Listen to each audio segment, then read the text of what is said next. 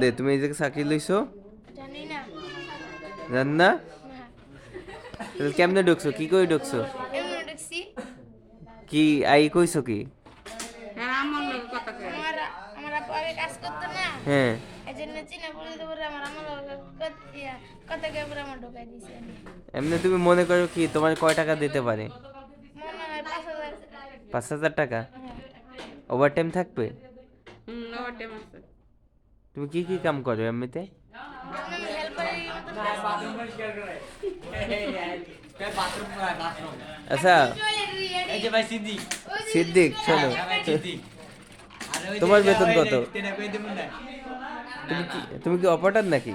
Helper দুই চার ভাই দুই তুমি চার হেল্পার? দুই চার আর তুমি আরে আরে তুমি কি হেল্পার? আরে আনারি আনারি।